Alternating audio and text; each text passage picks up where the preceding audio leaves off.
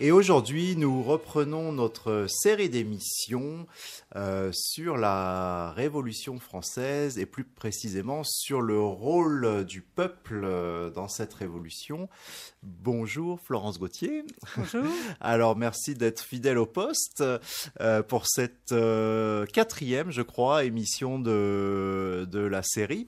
Donc je rappelle que vous êtes professeur d'histoire moderne à l'université de Paris 7 et donc spécialiste de la Révolution française, auteur de nombreux ouvrages sur le sujet et co-animatrice du site révolutionfrançaise.net. Voilà. Alors, le peuple a-t-il une capacité d'action et d'organisation ? On aurait pu en douter ces derniers temps, mais l'actualité nous fait un peu changer d'avis, n'est-ce pas ? Oui.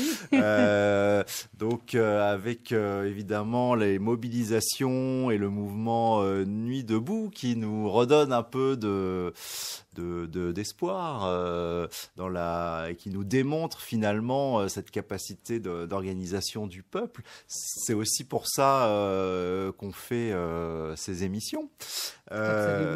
Donc votre propos, si j'essaie de le résumer, mais vous allez me corriger, étant de démontrer que la Révolution française, dans ses différentes étapes, est une histoire du peuple, une histoire paysanne et n'est pas réduite à l'histoire de quelques grands hommes, à une révolution bourgeoise, voilà.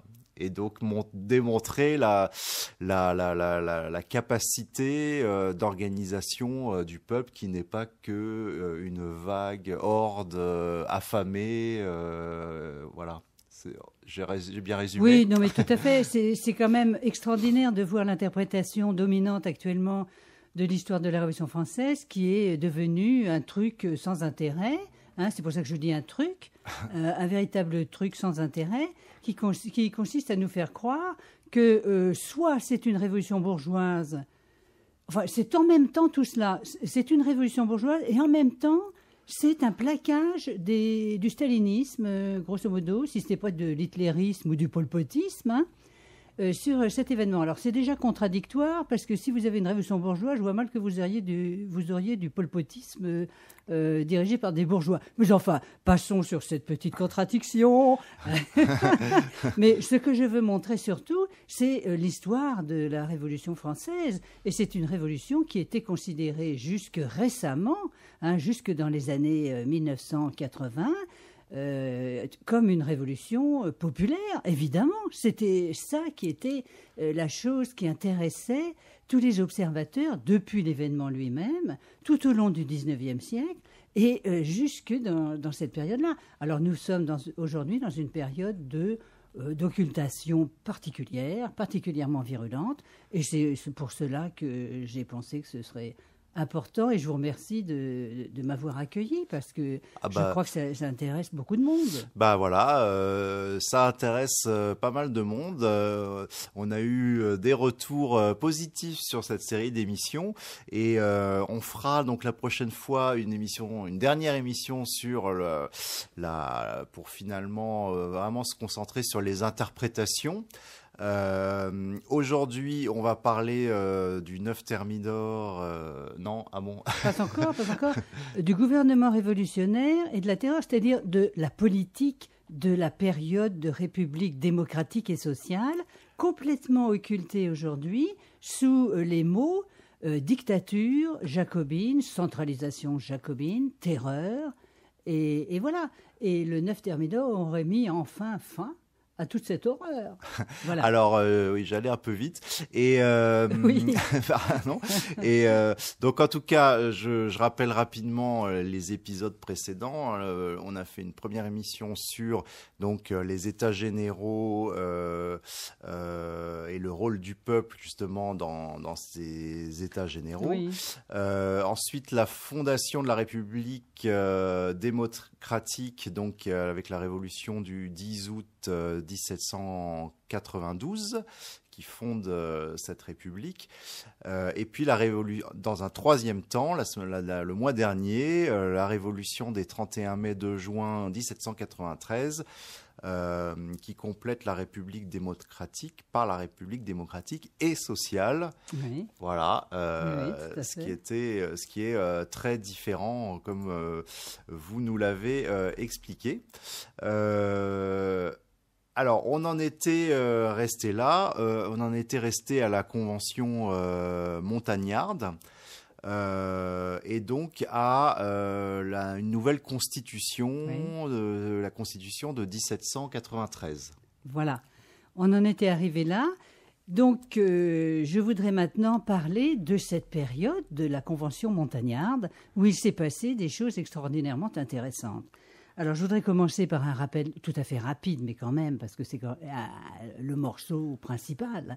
La réforme agraire, qui a été une véritable réforme agraire, qui a transformé complètement la société française en renversant, cette fois-ci définitivement, parce que le mouvement paysan, je l'avais rappelé lors de la première émission, s'était mobilisé depuis le mois de juillet 1789 et il était toujours en attente, en faisant régulièrement, tous les 6 mois environ, une énorme jacquerie, enfin d'énormes jacqueries qui sont la toile de fond de la période. C'est pour ça que c'est certain que la réforme agraire répond enfin à la demande de la paysannerie. Et cette réforme agraire, elle va se faire au lendemain même de la révolution des 31 mai de juin 1793, c'est-à-dire avec la législation du 10 juin, du 27 juillet 1793 et d'autres mesures qui vont s'échelonner au mois de septembre 93 et puis encore en février 1794. Et le fond de l'affaire, c'est le suivant, c'est le partage tel que les paysans l'avaient demandé de la seigneurie. Alors les paysans avaient, on s'en souvient, un esprit de partageux. Ils ont fait une proposition de contrat social nouveau à la seigneurie en lui disant qu'on allait supprimer la seigneurie en tant qu'institution juridique qui domine tout le système et puis qu'on allait partager les terres. Donc c'est un véritable partage des terres qui se produit ici et qui est tout à fait intéressant à connaître parce que c'est occulté. Aujourd'hui, on nous parle de dictature et de terreur, et puis c'est tout. Et on ne dit pas ce qu'il s'est passé. Or, c'est ça qui fascinait les observateurs du XVIIIe siècle et tout au long du XIXe siècle. Un mouvement populaire qui avait réussi à supprimer la féodalité, c'était quand même quelque chose d'extraordinairement puissant. Bon, voilà. Alors comment ça s'est passé Oui. Les terres appartenaient aux seigneurs et non, elles n'appartenaient pas. On les a réparties. Comment non, ça s'est passé? Non, c'était pas comme cela, parce que j'avais rappelé qu'il y avait un contrat déjà au Moyen Âge. Je reviens pas dessus, mais les terres n'étaient pas possédées à la façon dont on conçoit la propriété aujourd'hui, qui est une propriété assez exclusive, pas complètement, mais enfin quand même de tendance fortement exclusive. Mmh. C'est-à-dire qu'un propriétaire peut défendre son droit de propriété contre un mouvement populaire. On le voit sans arrêt. Mais je reviens donc à cette question. La seigneurie est un partage de droits sur un territoire, sur une terre. Le seigneur a des droits et les paysans en ont d'autres. Et ils avaient, entre autres, et en particulier la possession, qui n'est pas la propriété, mais des droits sur les terres qu'ils cultivaient. Alors, ce que demandent les paysans depuis 1789, et qui est réalisé là, à ce moment-là, c'est un partage. Pourquoi ? Parce qu'ils ont une conception politique de passer un contrat avec les seigneuries et pour se mettre d'accord sur un compromis. Ils font de la politique. Donc, ils ne veulent pas la guerre civile. Ce sont les seigneurs qui leur ont imposé jusque-là. Donc, c'est pour résoudre ce problème de guerre civile qu'ils proposent le partage de la seigneurie. Et ce partage, ça va être le domaine seigneurial qui va être laissé aux seigneurs dans des formes de propriété tout à fait nouvelles. Et les tenures paysannes que les paysans cultivaient jusque-là, elles seront le domaine des paysans qui vont devenir des propriétaires de ces terres. Alors, est-ce que ça veut dire qu'ils ont une mentalité de petits bourgeois étriqués, comme on nous le répète sans arrêt, parce qu'on a des visions plaquées, des conceptions de la propriété privée aujourd'hui, on les plaque sur l'histoire sans chercher à voir si c'est bien le cas. je crois que c'est intéressant de préciser que la conception de la paysannerie, c'est une conception du droit individuel qui est en même temps capable de conjuguer des droits collectifs. C'est tout à fait intéressant, je pense. Il faudrait réexaminer et approfondir ce point parce que je pense qu'il est porteur d'idées tout à fait intéressantes. Donc, le système agraire communautaire, paysan, qui existe depuis la préhistoire, hein, pour dire les choses rapidement, c'est un système qui est capable de conjuguer à la fois des aspects individualistes de la vie des gens et des aspects collectifs. Les travaux agricoles sont organisés ensemble pour s'entraider, pour ne pas avoir besoin d'ouvriers agricoles que l'on paye. Hein. C'est ça l'objectif. C'est quand même intéressant, important. Donc ce sont des organisations paysannes que toutes les paysanneries du monde connaissent. Hein. Franchement, c'est pas quelque chose c'est pas que ce soit pas nouveau, c'est pas nouveau du tout, mais c'est très intéressant de le comprendre. Bien, je sais qu'on a un profond mépris dans nos sociétés pour la paysannerie, mais c'est bien dommage. Alors sur cette question donc de la propriété, nous avons un rebattage des cartes qui est absolument prodigieux. Et c'est pour ça que je voudrais dédier cette émission à Frédéric Lordon. Frédéric Lordon, qui est bien connu. Alors pourquoi, que vient faire Frédéric Lordon dans cette histoire? Voilà. Et il a publié un article, c'est un économiste tout à fait intéressant en ce moment, qui a publié un article dans Le Monde diplomatique du mois de mars dernier, et dans lequel il parle de sa proposition de réflexion sur un projet de république démocratique et sociale. Très intéressant. Et puis tout d'un coup, il fait état de son ignorance sur la Révolution française. Alors, je l'espère, qu'il écoutera cette émission, que ça pourra peut-être l'ébranler et qu'il va peut-être cesser de se contenter d'une historiographie qui est complètement occultante. Alors, il dit la Révolution française, c'est une révolution bourgeoise et il n'y a pas eu de transfert de propriété. Mais si, je viens d'en parler, alors voilà. Donc, je le lui dédie. Bien. Alors, on va continuer. Donc ce que vous lui reprochez, c'est donc cette conception uniquement bourgeoise de la Révolution. C'est une lecture hâtive, oui, et caricaturale, occultante. Et comment est-ce qu'il peut dire qu'il n'y a pas eu de transfert de propriété? Ça faudra lui demander, ça. Hein, parce que là, moi, je suis désolée. En tant qu'historienne, je sais que ça s'est passé, mais lui ne le sait pas. Pourquoi? J'en sais rien. On ne lui demande pas d'être un historien. Il est économiste. Chevronné. Mais bon... il ne faut pas dire des choses comme cela, c'est dommage. Et donc comment est-ce qu'il, puisqu'on parle de cet article, il relie donc la Révolution française avec la République démocratique et sociale qu'il prône? Il ne la relie prône. pas, justement. Il ne le relie pas et c'est bien dommage. C'est pour ça que j'aimerais qu'il comprenne qu'on peut le relier et que ce serait intéressant comme fond de réflexion. C'est pas pour revivre la Révolution française, c'est évident, on n'est pas ridicule à ce point-là, on ne fait pas de l'histoire pour ce genre de choses, mais au moins pour comprendre les choses, une expérience aussi riche de république démocratique et sociale qui est caricaturée comme on le fait aujourd'hui, je trouve que c'est tragique, c'est une tragédie qui nous tombe dessus. Hein, voilà. Alors, le message est passé pour Frédéric Lordon. Alors, on va quand même... Donc, c'est amical, hein, c'est un message parfaitement amical. Oui, c'est pas méchant, parce qu'en ce moment, faut quand même lui rendre hommage, parce qu'il essaye justement de secouer un peu les choses, de faire bouger les choses. Avec le mouvement Nuit debout et donc la fameuse conférence qu'il a fait à Tolbiac, voilà, meeting qui a eu lieu à Tolbiac. Donc on va à la fois lui rendre hommage et puis lui envoyer ce petit message. Voilà un exemple de république démocratique et sociale qui a renversé et atteint la question de la propriété. Alors je continue sur la réforme agraire. Oui, sur la réforme agraire. Donc voilà, le principe c'est ça, hein, on partage. Très bien. Et on supprime tout ce qui est d'ordre de la féodalité juridique. Le seigneur est complètement dépouillé de ses droits de justice, etc. Et voilà, ça c'est la première chose. l'accès à la terre rendu totalement libre, formidable, enfin pour les terres cultivées que les paysans cultivaient jusque-là. Hein. Et ça représente environ la moitié des terres cultivées en France. Hein. Ce sont des approximations parce qu'on n'a pas encore réussi à calculer et véritablement avec précision la chose.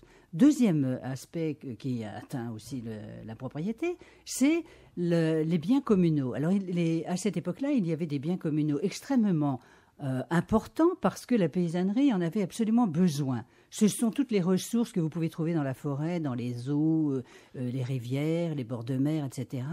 Donc vous voyez que c'est quand même très important. Et puis des terrains de pâturage qui sont essentiels pour l'agriculture de l'époque, qui n'a d'engrais que des engrais animaux. Hein. Voilà. Alors les communaux ont été usurpés par les seigneurs depuis très longtemps. Et c'est comme cela qu'ils se sont constitués aussi une propriété foncière large. Et donc, il y a un mouvement de réclamation très très puissant pendant la période révolutionnaire pour défaire les usurpations seigneuriales. Alors si on va jusqu'au bout de la récupération des usurpations seigneuriales, on retrouve un bien communal général, voyez-vous. Très intéressant comme notion. Bah, évidemment, bien communal général. Mais bien sûr, puisque la propriété privée n'est que l'appropriation privée de terres qui sont communes. Hein, qui sont communes. Voilà. Alors, comme c'était pas envisageable complètement, on l'a fait et il y a une législation qui a été produite dans cette période-là et un peu avant, mais enfin je résume, c'est vraiment en été 1793 que les choses se font et les usurpations sont remontées jusqu'en 1669, c'est-à-dire plus d'un siècle avant. Toutes les usurpations qui ont été faites depuis la fin du XVIIe siècle jusqu'à la période de la Révolution ont été défaites et restituées en biens communaux. Je veux dire, c'est quand même extraordinairement intéressant de le savoir parce que nous avons une deuxième forme d'expropriation des seigneurs et un accroissement, pour le dire de façon résumée, un accroissement quand même tout à fait important des biens communaux qui commençaient à se raréfier et qui déséquilibraient l'agriculture. Voilà, sur ce point. Alors, on fait une petite respiration, oui. Petite pause musicale, et puis on revient pour la suite donc de cette période qui part de 1793 sur la Convention montagnarde, la réforme agraire et tout ce qui va s'ensuivre. Le gouvernement révolutionnaire, voilà. etc. Voilà, donc on se retrouve sur AligrefM 93.1. Vous êtes avec Michel dans Voix contre oreille. Nous sommes ensemble jusqu'à 9h en votre compagnie, Florence Gauthier. Donc je rappelle, donc vous êtes professeur d'histoire à Paris 7, donc co-animatrice du site révolutionfrançaise.net, donc spécialiste de la Révolution. Ça tombe bien, c'est notre sujet du moment. Oui, ça tombe bien. Et donc, vous êtes aussi auteur de l'ouvrage « Triomphe et mort du droit naturel en Révolution ». C'est un ouvrage qui date de 92, mais vous me disiez qu'il vient d'être réédité. Oui. Revu ou oui. D'accord, voilà. Donc Triomphe et mort du droit naturel en Révolution chez Sileps. Chez Sileps. Voilà. Alors donc on en était à la réforme agraire. Donc nous sommes toujours en 1793. Voilà. Vous nous avez expliqué que la réforme agraire, contrairement à ce que pense ou semble penser Frédéric Lordon. Non, il ne faut pas trop le charger parce qu'il ne dit pas un mot de la réforme agraire, il ne la connaît même pas. En tout cas, il y a un transfert de propriété, Absolument. Il y a une réorganisation des choses, il y a une volonté politique populaire. Absolument. Qui porte même un nom, c'est une économie politique populaire. Frédéric Lordon, vous entendez? L'économie politique populaire. Hein? Voilà, donc ça fait rêver quand même. On était capable d'inventer un concept de ce type à cette époque-là contre l'économie politique tyrannique. Vous avez bien entendu.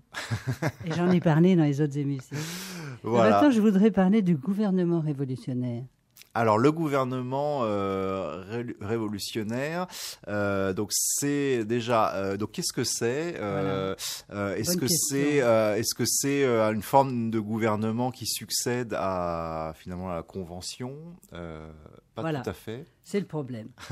Alors donc les interprétations occultantes actuellement dominantes présentent la Constitution de 1793 comme un beau geste qui aurait été annulé immédiatement par la mise en place d'un gouvernement révolutionnaire qui serait une dictature complètement, calquée sur le stalinisme, pour résumer, si ce n'est, et pire encore. Bien. Alors, je voudrais quand même... réellement le gouvernement révolutionnaire ? Qu'est-ce que c'est que cette affaire ? Alors voilà, le mouvement populaire qui a commencé à voir la législation de la Convention montagnarde depuis le mois de juillet 1793, en septembre 93, se plaint partout en France, et on va comprendre pourquoi, et ça c'est encore le rôle et la place du mouvement populaire qui est très importante, se plaint que les lois sont révolutionnaires, et il est content de cela, le mouvement populaire, mais ces lois ne sont pas appliquées. Pourquoi ? Alors ça c'est un problème tout à fait intéressant, qui est bien analysé par le mouvement populaire et qui va être repris par les députés montagnards de la Convention pour essayer de comprendre et de résoudre ce problème. Alors, de quoi s'agit-il ? Je rappelle rapidement, mais quand même, c'est important de le comprendre. Il n'y a pas eu de dictature comme je vais le montrer.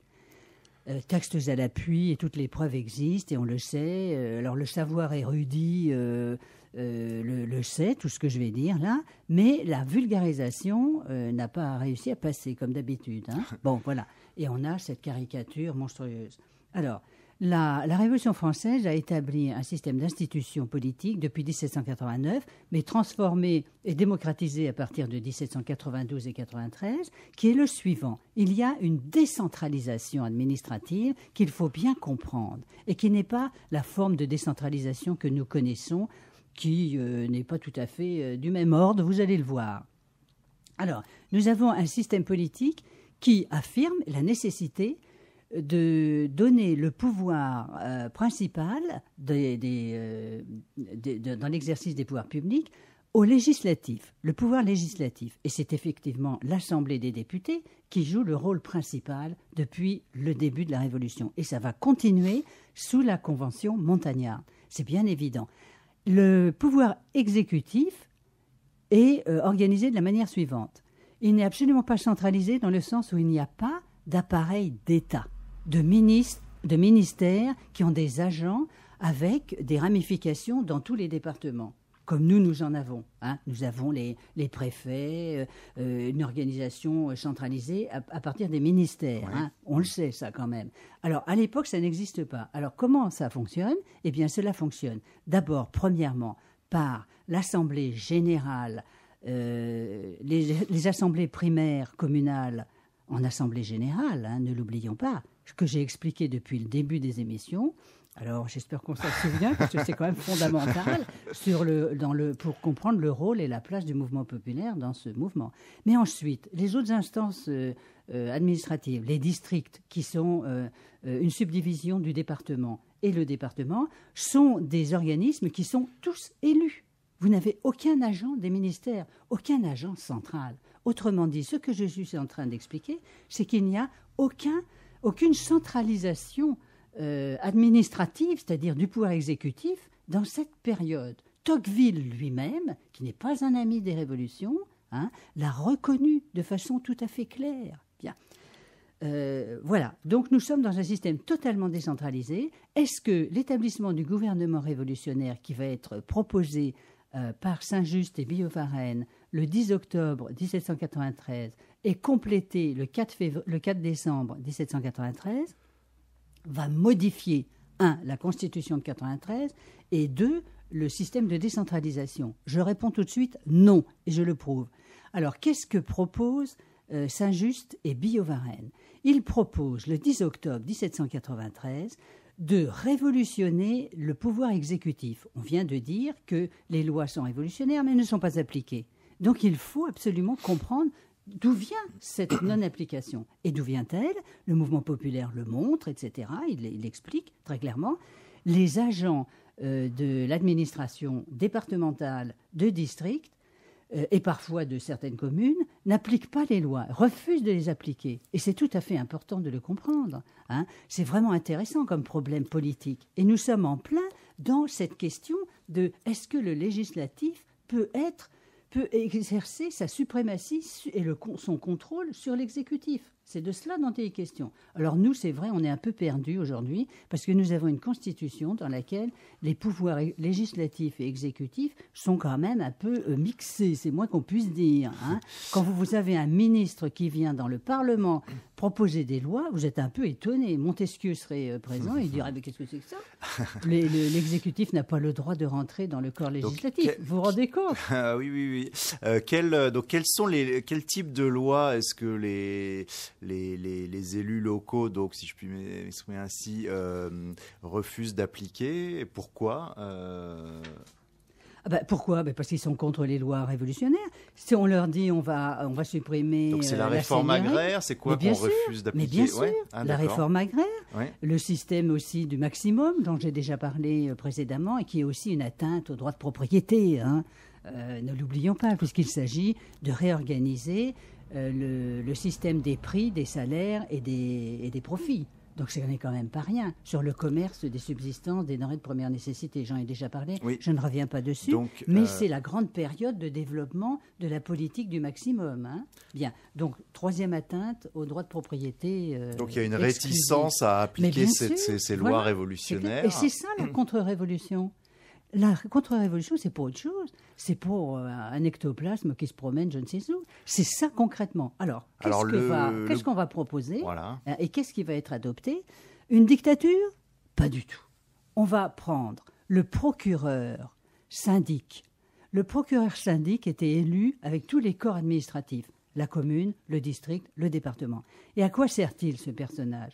Il sert à vérifier. Il n'a pas de rôle au niveau du débat. Il ne fait que surveiller dans chaque instance administrative si les lois sont bien appliquées et respectées, si les institutions de la commune, du district ou du département sont bien respectées. C'est tout.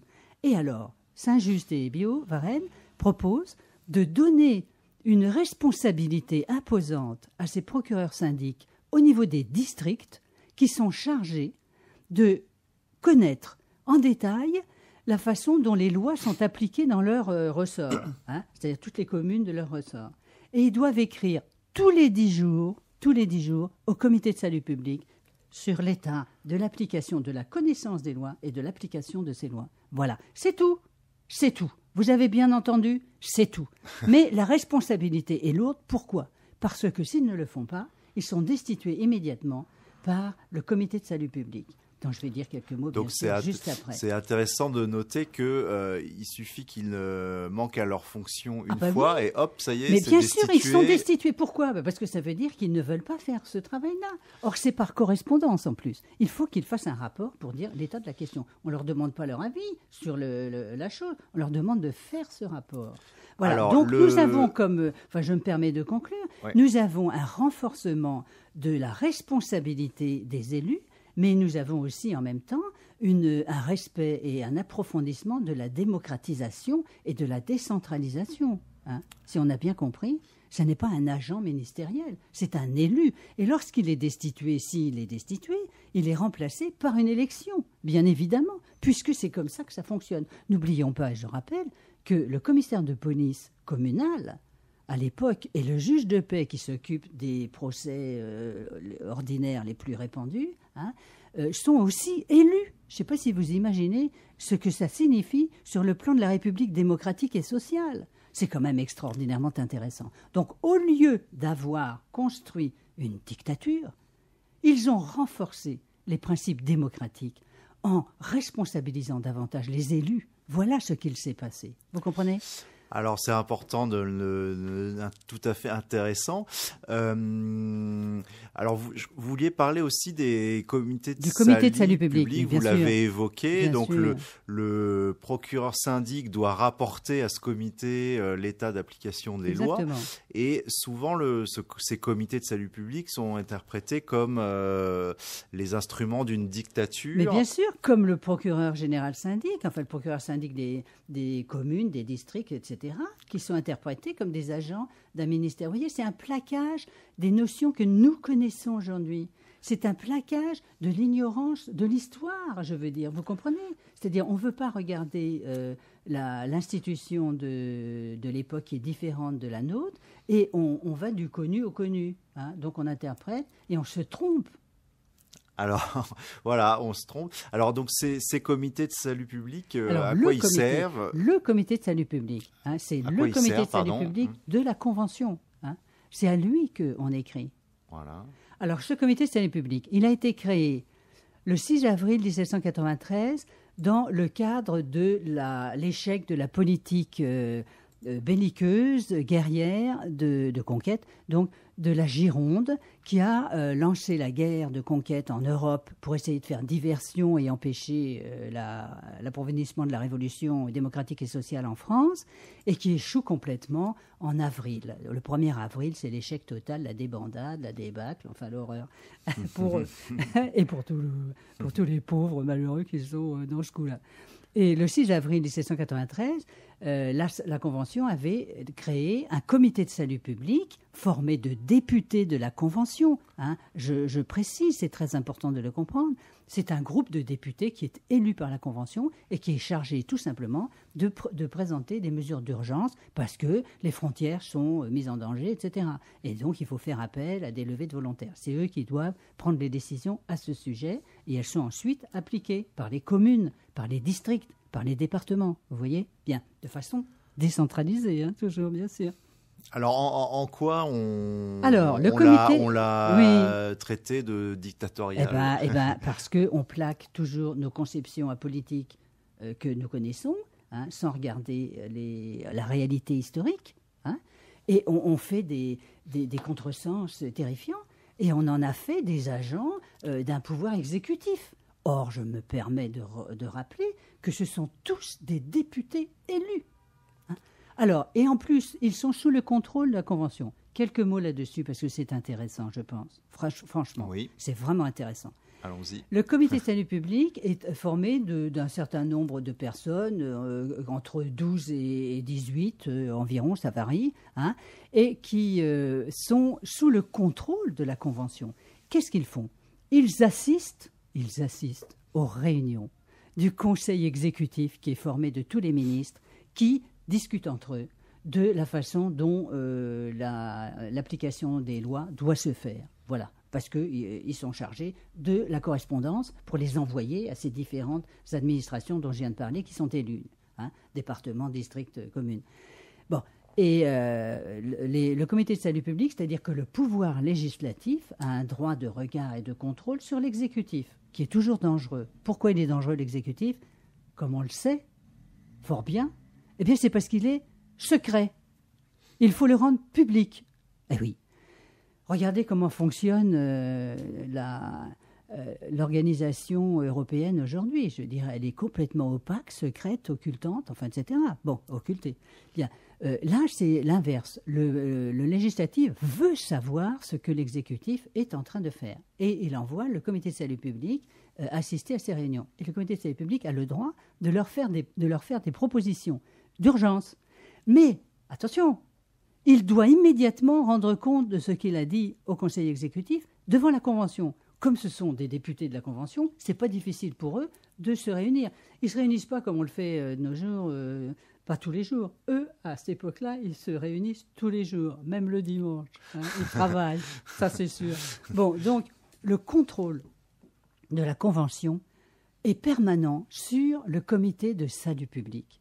Donc nous avons encore affaire ici, non pas à une instance exécutive qui pourrait être autonome, c'est-à-dire dictatoriale, pas du tout.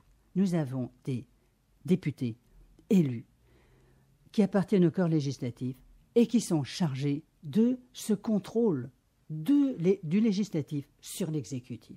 Ça, ce sont des institutions sur lesquelles on peut quand même méditer et réfléchir et qui feraient du bien d'être bien comprises. Oui, par les temps qui courent, donc contrôle du législatif, de l'Assemblée, donc donc c'est pas dictatorial comme on nous le présente, et puis on insiste aussi beaucoup sur le centralisme jacobin, donc tout est centralisé, la France, etc. Et à l'époque, c'est pas tant le cas que ça. Mais c'est pas tellement le cas, c'est pas ça, ça n'est pas du tout, puisque les administrations sont élues.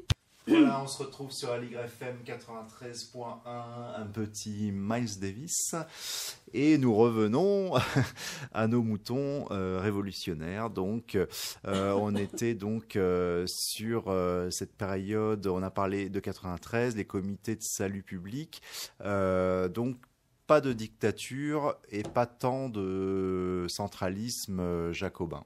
Pas tant. Pas du tout. Pas du tout de centralisme jacobin, c'est une pure calomnie ou une déformation ou je ne sais pas. Enfin bref, un beau travail de l'ignorance. Il n'y a jamais eu de centralisme. Et je vous renvoie à Tocqueville, une fois de plus, qu'il a bien analysé cette chose-là. Bon, c'est quand même intéressant.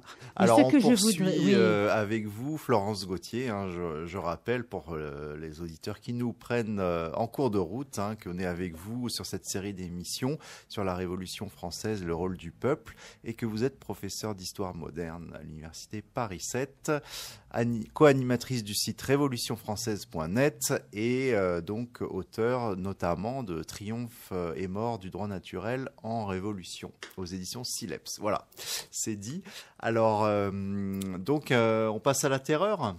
Je voudrais juste quand même un petit mot qui me paraît intéressant, c'est que dans l'établissement de ce que l'on a appelé le gouvernement révolutionnaire mis en place à partir du 10 octobre 1793, il y a aussi cette précision qui est tout à fait fondamentale, qui est que l'application des lois révolutionnaires va se faire maintenant au niveau des communes. C'est-à-dire que ce sont les assemblées primaires communales qui vont contrôler, les assemblées des habitants, qui vont contrôler l'application des lois révolutionnaires. Qu'est-ce qu'on appelle les lois révolutionnaires?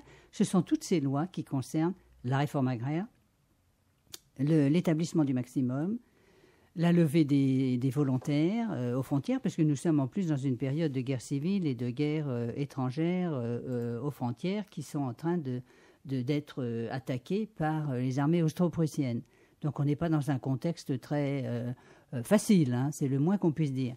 Eh bien, donc nous avons eu, comme je l'ai expliqué depuis le début avec le gouvernement révolutionnaire, non point une suspension de la Constitution de 1793 qui traîne dans tous les mauvais livres, et qui est étonnante.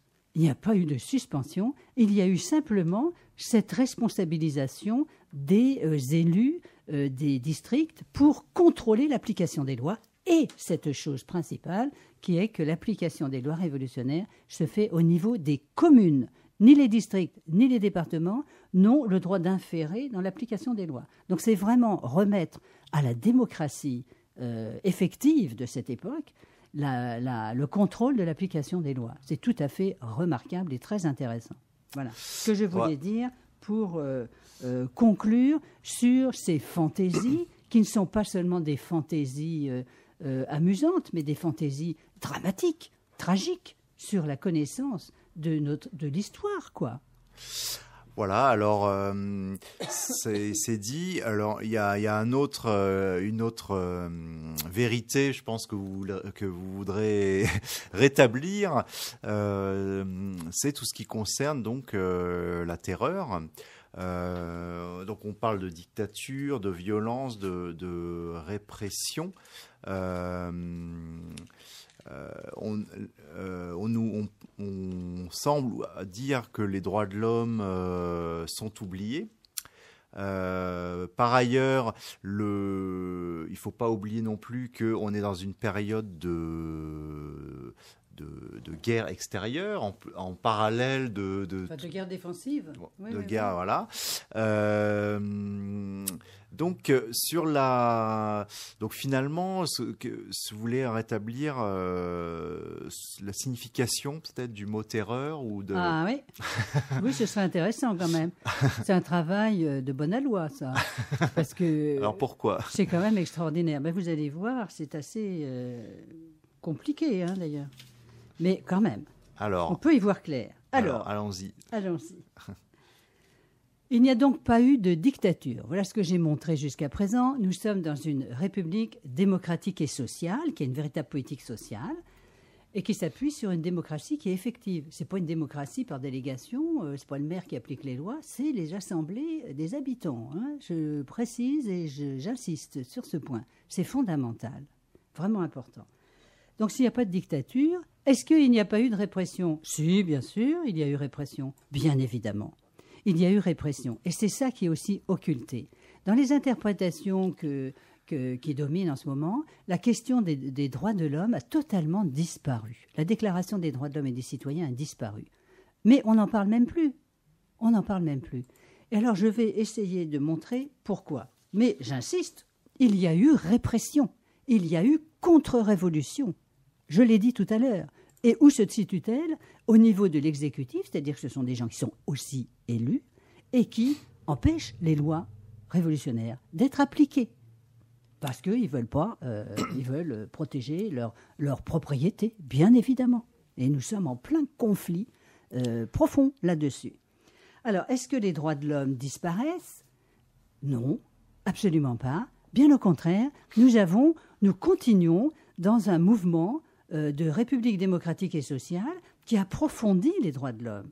Alors, il est certain que dans la Constitution de 1793, la Convention montagnarde n'a pas eu la possibilité de faire reconnaître dans le texte de la Déclaration des droits, comme l'avait proposé d'ailleurs Robespierre et Saint-Just, de faire reconnaître le droit à l'existence, dont j'ai déjà parlé dans les émissions précédentes, comme le premier des droits de l'homme. Le droit à l'existence, je rappelle rapidement que c'est le mouvement populaire qui le développe dans toute la période 89-93 et qui exige que ce droit à l'existence et aux moyens de la conserver, c'est-à-dire l'accès aux moyens de travail, la terre et autres, le contrôle des denrées de première nécessité, y compris les matières premières indispensables aux artisans, on s'en souvient, hein, tout ceci doit être empêché d'être entre les mains d'un commerce dit libre, c'est-à-dire la liberté du commerce illimité qui permet de spéculer et de cacher les denrées et de faire hausser les prix de cette manière-là. Bien, voilà. Donc nous sommes dans le problème de l'époque. Et est-ce que les droits de l'homme vont reculer? Non, justement pas, ils vont être approfondis. Ils vont être approfondis par rapport à la mise en application de droit à l'existence par cette démocratisation dont je viens de parler. Et c'est vraiment là qu'on peut la voir en application, même si elle n'est pas reconnue dans la Déclaration des droits de l'homme de 1793. Elle est mise en pratique par ces lois révolutionnaires. Il faut bien comprendre la chose. J'en ai déjà parlé à différents moments de cette période révolutionnaire. Nous sommes dans un cas de révolution, bien sûr. C'est encore illégitime, mais c'est réclamé par le mouvement populaire. Ce n'est pas encore reconnu. Mais on espère bien le faire reconnaître. Ça, c'est une première chose. Deuxième chose sur l'avancée des droits de l'homme, c'est la forme de répression. La répression, elle a eu bien lieu, avec un tribunal révolutionnaire qui est un tribunal politique et qui juge et qui condamne les crimes politiques. C'est vrai que c'est lourd, c'est grave. Est-ce qu'on préfère les commissions militaires? Est-ce qu'on préfère les répressions occultées d'un appareil exécutif tout-puissant? Il faut quand même avoir le courage d'oser affronter ces questions. Or, ce n'est pas le cas dans la période. La répression, elle est effective, elle est bien là, il y a une contre-révolution active, mais les choses ne se font pas de façon ni secrète, elles se font par la police communale. Je le rappelle, la police communale qui est formée des citoyens. Hein. Alors, il y a quand même des filtres C'est lent, rassurez-vous. On ne vient pas à 6 heures ou à 4 heures du matin chez vous pour vous arrêter. C'est pas comme ça que ça se passe. Hein. Et ça permet d'avoir des délais qui sont en plus publics. Tout le monde le sait quand les gens sont arrêtés. Tout le monde le sait immédiatement. Regardez, comparez avec les formes d'arrestation de nos sociétés qui sont soi-disant démocratiques. Hein. Bon, je veux dire, voilà, il y a tout un pan ici qui mériterait d'être approfondi et qui doit l'être et qui est en train d'être retravaillé. Hein. Bon, je l'indique comme ça. Alors, je continue sur les droits de l'homme. La Convention montagnarde s'est alliée avec la révolution de Saint-Domingue, Haïti prochainement, enfin 1804, à partir de 1804, c'est-à-dire la révolution des esclaves, qui ne veulent plus ni être esclaves, ni être colonisés, et qui demandent l'indépendance et la liberté. Et la révolution de Saint-Domingue a fait des progrès gigantesques entre 1789, 1791, 1793. Je n'ai pas eu l'occasion d'en parler, je ne pouvais pas parler de tout. Il faudrait faire une nouvelle émission sur le sujet. Bien, mais on verra. Alors, bien. Et alors, oui. il y a eu une abolition de l'esclavage par la révolution de Saint-Domingue en août 1793, hein, et l'envoi d'une députation élue par le nouveau peuple de Saint-Domingue, la députation de l'égalité de l'épiderme, un noir, un blanc, un métis, envoyée en France pour négocier avec la République française, dont on espère que c'est devenu une République de la liberté, une France de la liberté, et non point de l'oppression coloniale. Et elle va être accueillie en février 1794, et la Convention montagnarde va effectivement soutenir la demande de la Révolution de Saint-Domingue et reconnaître non seulement tout ce qui a été fait à Saint-Domingue, le protéger donc, s'engager dans cette protection-là, et abolir l'esclavage et entreprendre une aide efficace à la révolution de Saint-Domingue à partir de ce moment-là. Donc c'est des conquêtes des droits de l'homme qui sont tout à fait importantes, intéressantes. Bien. Alors maintenant, sur la terreur, je voudrais revenir sur la façon dont le terme est apparu dans l'histoire de la Révolution, et je terminerai là-dessus. Oui, on va conclure là-dessus. Voilà, je vais terminer là-dessus, parce que c'est quand même un gros morceau qui est difficile à comprendre. C'est le philosophe Jean-Pierre Faye qui a commencé à réfléchir sur cette question dans son dictionnaire politique portatif en 5 mots, qui a été publié en petit livre de poche en 1982, qui est très intéressant et que je recommande, et dans lequel il s'étonne de voir rapprocher le mot terreur et droit de l'homme. Et il essaye de réfléchir et d'approfondir cette problématique qui nous est donnée comme cela aujourd'hui par les interprétations calomnieuses, sans aucune explication, parce que la question des droits de l'homme a totalement disparu. Bon, je viens d'essayer de la rappeler, mais je voudrais maintenant la rappeler de façon un petit peu plus précise depuis des exemples de 1789. Ce que l'on appelle terreur dans cette période va être exprimé dès le lendemain du vote de la Déclaration des droits de l'homme et du citoyen d'août 1789, à cause de l'article 1er et d'autres choses bien sûr, mais surtout à cause de l'article 1er, les hommes naissent et demeurent libres et égaux en droit. Les hommes, il s'agit de anthropos, c'est-à-dire tous les êtres humains, hein, naissent et demeurent libres et égaux en droit. Immédiatement, mais immédiatement, les colons de Saint-Domingue comprennent, parce qu'ils sont quand même clairvoyants, que ce n'est pas compatible avec la société coloniale esclavagiste. Hein. Alors, ils vont réagir au quart de tour, immédiatement. Mais en secret, ils ne peuvent pas le dire, puisque c'est le texte constitutionnel. Ils ne peuvent pas le dire ouvertement. Donc, ils vont le dire malgré tout sous cette forme extraordinaire du rapprochement entre le mot terreur et droit de l'homme, sous la forme, pour les députés de esclavagistes de Saint-Domingue, dans une lettre à leurs commettants, c'est-à-dire aux colons esclavagistes, de janvier 1790, que j'ai publiée abondamment pour la faire connaître, parce qu'elle est vraiment intéressante, hein, c'est quand même extraordinaire de voir ça, et où il est dit « Nous sommes extrêmement inquiets, nous avons vu la Déclaration des droits de l'homme et des citoyens, et son article 1 que je viens de citer, c'est véritablement, je le cite, la terreur des colonies. La terreur des colonies. » Bien, voilà. Nous avons maintenant la façon de s'exprimer du parti colonial esclavagiste.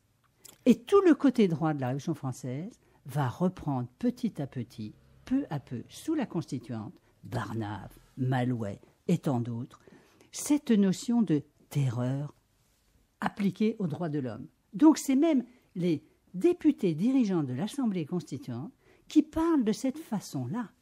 Est-ce que vous vous rendez compte de ce que ça peut signifier? Les Girondins ont continué. Ils ont voulu balayer la Déclaration des droits de l'homme et du citoyen, des droits naturels, imprescriptibles, et l'article 1 que je viens de citer, parce que c'est gênant, c'est encombrant, on ne peut pas faire ce qu'on veut, avec l'économie politique tyrannique, ça n'est pas possible. Et c'est la Convention montagnarde qui a rétabli cette notion de droit naturel imprescriptible avec cette notion que je viens de rappeler, une fois de plus. Donc, est-ce que vous mesurez l'état de dégradation de la connaissance qui fait qu'on a amalgamé dictature, une terreur aveugle contre les droits de l'homme sur une expérience politique qui est au contraire extraordinairement intéressante et qui est une véritable république démocratique et sociale. Et je n'ai pas caché du tout qu'il y a eu répression. Donc la terreur, c'est finalement la terreur des droits de l'homme pour les esclavagistes. Alors néanmoins, dans la croyance populaire, de vulgarisation, parce que le pauvre peuple est manipulé. La terreur, c'est les têtes coupées au nom des droits de l'homme, c'est les têtes coupées au nom de la Révolution. Mais il y a quand même eu ça aussi. Mais donc vous dites qu'il y a eu répression. Il y a eu répression. Donc on n'oublie pas quand même cette. Mais non, je ne l'oublie pas. Voilà, d'accord. Pas du tout. Mais il faut aussi se remettre dans la réalité de la période. Il est un peu facile de plaquer des formes de répression qui sont absolument étrangères à cette époque. Voilà, donc ça sera notre mot de conclusion pour cette fois-ci. La fois prochaine, donc, on reviendra sur toutes les interprétations. Hein, ça sera un peu Non. Certaines. les interprétations les plus récentes, hein, celles du XXe siècle. Voilà, bah oui. Parce on aura déjà fort à faire. Morceau, hein. Voilà, oui. Donc les interprétations de la Révolution, ce qui clôturera notre série d'émissions. Et donc vous me disiez hors antenne, finalement, tout ça doit être une source d'inspiration. Hein, c'est pour ça qu'on le fait, pour tout le monde, j'allais dire la jeunesse, puisque c'est eux qui sont sur le devant de la scène en ce moment, mais pour justement se mettre debout, c'est pas que la nuit, mais oui. Voilà. Donc merci beaucoup Florence Gauthier pour justement cette superbe source d'inspiration. Alors avant de se quitter, hein, je rappelle donc que les mobilisations continuent justement. Donc samedi prochain à 14h, donc il y aura des manifestations, je pense, dans toute la France au sujet de la loi travail, mais finalement la loi travail n'est plus maintenant qu'un prétexte à une mobilisation beaucoup plus large. Donc à Paris, ce sera samedi 14h, place de la République. Voilà. Et par ailleurs, on peut rejoindre ou rendre visite au mouvement Nuit debout, donc tous les jours à la place de la République à 18h. Voilà, les rendez-vous sont donnés. Nous, Florence Gauthier, on se donne rendez-vous le mois prochain pour notre dernière émission de la série. Voilà, donc merci à Camille qui était donc aux manettes ce matin, à la réalisation et programmation musicale, très sympathique.